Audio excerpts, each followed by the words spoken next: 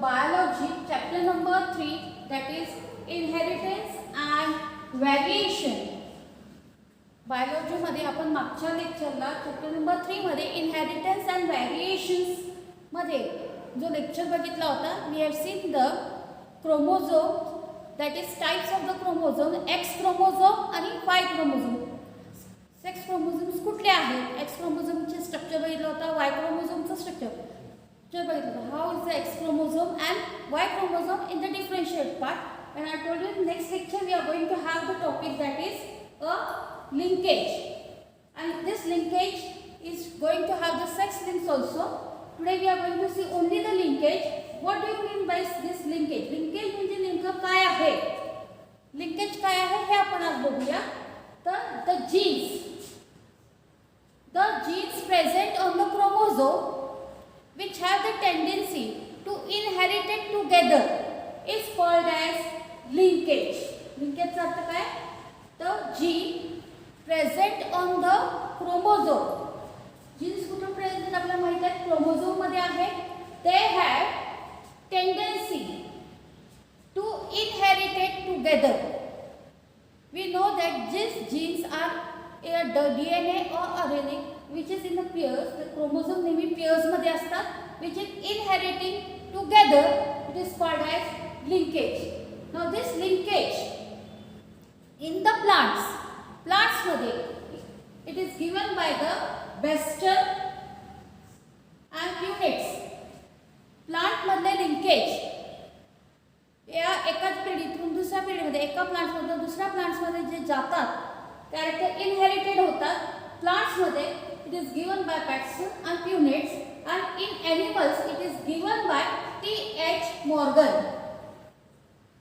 आपल्या एनिमल्स मध्ये कोणी सांगितलेलं आहे की we have the linkage and which is inheriting capacity, it is given by the Morgan.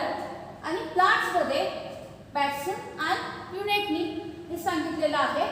Next point in the linkage that is linked gene. दुसरं काय आहे, लिंक्ड जीन्स. आता लिंक्ड जीन्स काय आहे, the chromosome which carry the hereditary character and have the tendency to inherit it together. Such genes are called linked gene. linked gene म्हणजे काय आहे, जे आधीचं काय म्हटलं की प्रेझेंट आहे, पण ते प्रेझेंट असेल तर ते काय झालं पाहिजे, एका पिढीतून पुढच्या पिढीमध्ये गेलं पाहिजे. It should be carried.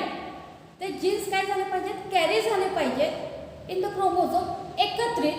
त्याला आपण त्याला म्हणतो लिंक्ड जीन. म्हणून इथे मी डेफिनेशन दिलंय, क्रोमोझोम कॅरीज.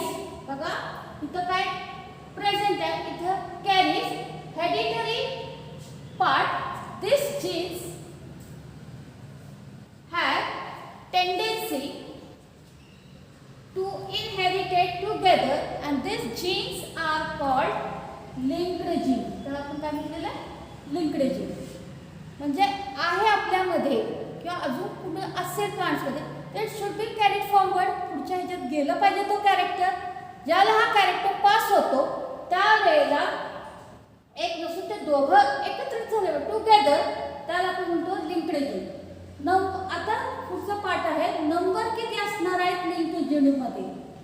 लिंकेज मध्ये नंबर्स कसे असतात, the linkage number in the particular species it is corresponding to. समजा एखाद्या प्लांटमध्ये हॅप्लॉइड नंबर ऑफ क्रोमोझोम्स असतील तर तिथे हॅप्लॉइडच व्हायला पाहिजे, आणि डिप्लॉइड नंबर ऑफ क्रोमोझोम्स असतील किंवा पेअर असतील तिथे पेअर्समध्येच झाले पाहिजे. म्हणून इथे दिलेलं आहे number of linkage group to a particular species.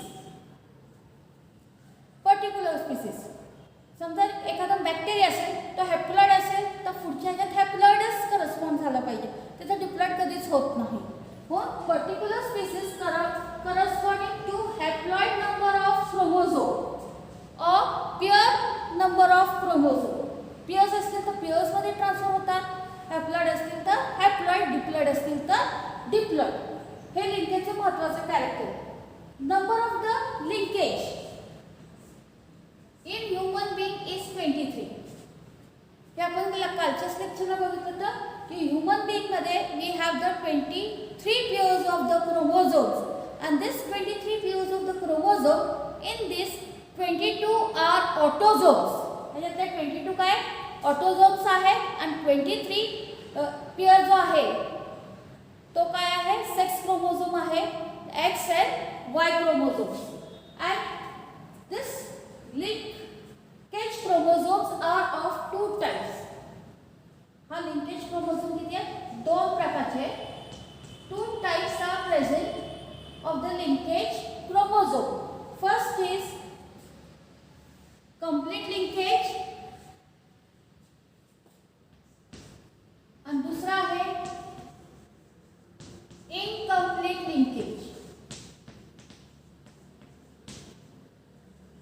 First is complete and second is incomplete linkage.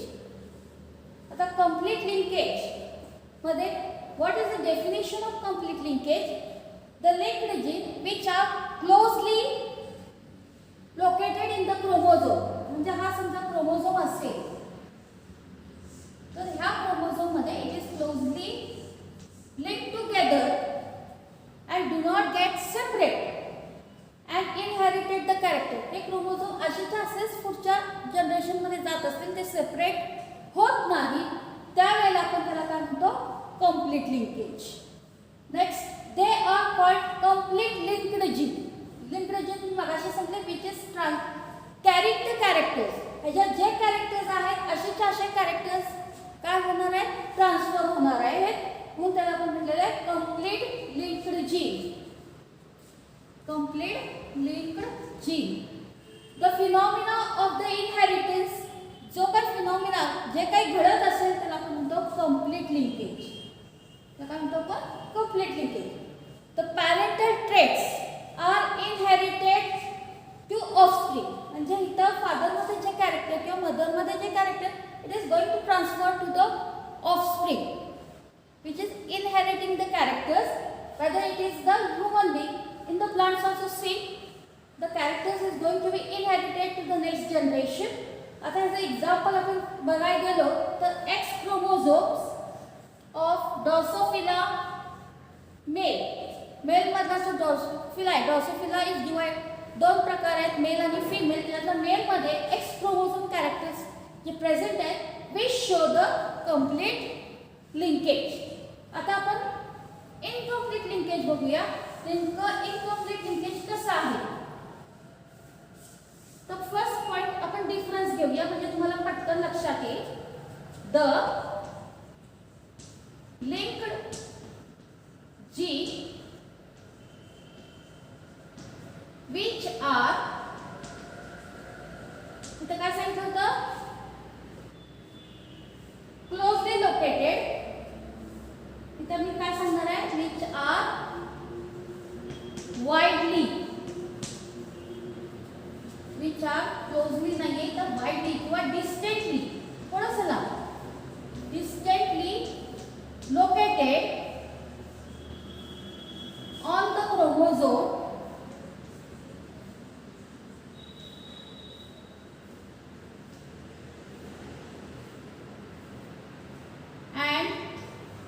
separate and inherited together.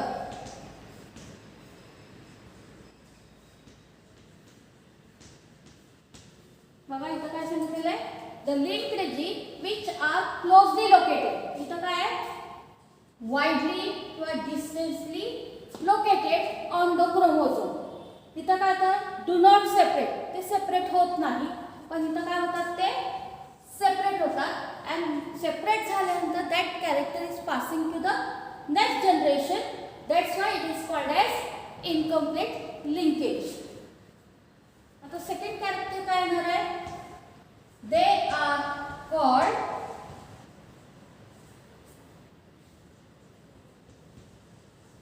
Incomplete linkage. They are called incomplete linkage.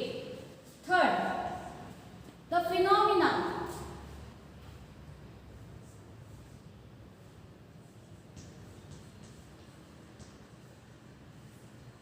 इथला फिनॉमिना कसा आहे the phenomena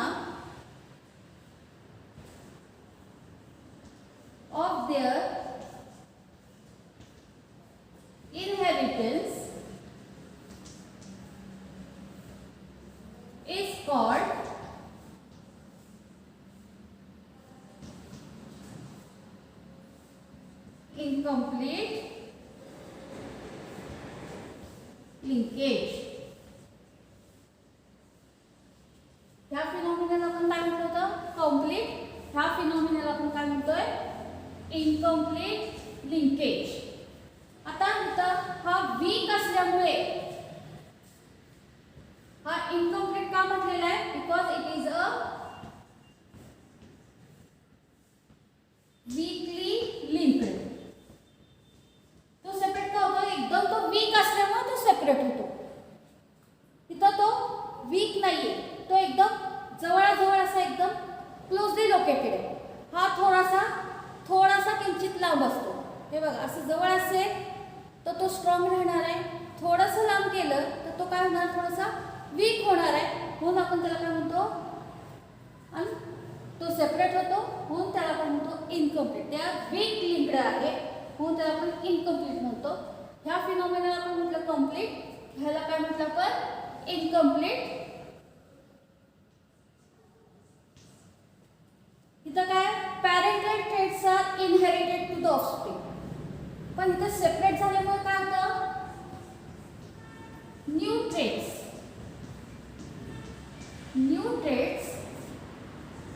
occurs in offspring. इथं नवीन traits तयार होतो.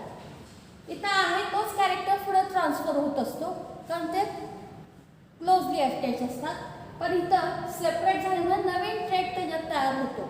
आपल्याला नवीन एखादा colour तयार करता येतो किंवा एखादी व्हरायटी आपल्याला तयार करता येते because they are widely arrange. आता इथला एक्झाम्पल आपण बघितला. For example if we take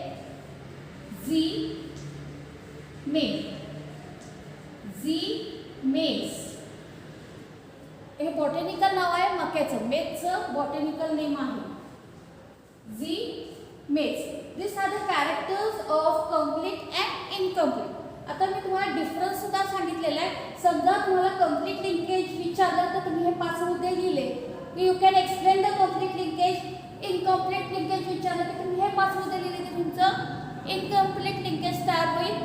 आणि ह्याच्यात तुम्हाला फरकही सांगता येतो. So I have done this in the form of you to understand both way. दोन प्रश्न तुमचे तयार होतात एका वेळेला.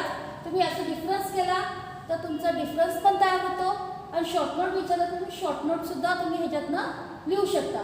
दिस is about the 2 types of the linkage find in the linkage group. Now this linkage group त्याच्या पुढं what this linkage group is? The linkage genes. ह्या linkage group मध्ये काय genes आहेत. This gene particularly chromosome constituent on a linkage group. काय होतात linkage group मध्ये आपण काय बघायचंय? हे जे genes आहेत it is particularly located on the same linkage part only. जिथं हा ट्रान्सफर व्हायचा हा क्रोमोझोम तिथंच तो काय होणार आहे? पर्टिक्युलरली राहणार आहे. तो दुसरीकडे इकडे तिकडे जाणार नाही म्हणून आपण त्याला म्हणतो लिंकेज ग्रुप. फॉर एक्झाम्पल आपण घेतलं डॉर्सोफिला घेतलेला आहे. आता हे डॉर्सोफिला मॅलेंगोस्टा हे बॉटॅनिकल नाव आहे डॉर्सोफिलाचं. आता ह्याच्यात किती लिंकेज ग्रुप आहेत डॉर्सोफिलामध्ये? तर 4 लिंकेज ग्रुप्स आहेत अँड दिस 4 लिंकेज ग्रुप 4 आहेत. 4 linkage group it is present to have 4 pairs of the chromosome. म्हणजे किती क्रोमोझोम्स असणार आहे? 1 2 3 आणि अजून एक 4.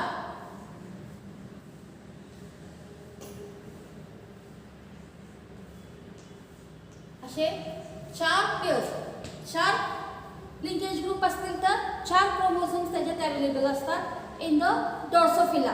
दुसरं उदाहरण घेतलेलं आहे गार्डन पी जे मेंडेलने घेतलेलं होतं. मेंडेलने आपल्याला किती कॅरेक्टर्स दाखवले होते? 7 pairs of the contrasting characters. म्हणजे किती लिंकेज ग्रुप आहेत वाटाण्यामध्ये? 7 आहेत आणि क्रोमोझोम सुद्धा किती आहेत? 7 आहेत. Here we complete the topic that is linkage. आता ह्या लिंकेजमध्ये परत एक अजून भाग येतो दॅट इज सेक्स लिंक, म्हणजे एक्स लिंकेज कसं आहे आणि वाय लिंकेज कसं आहे हे आपण पुढच्या लेक्चरला बघणार आहोत. Thank you very much.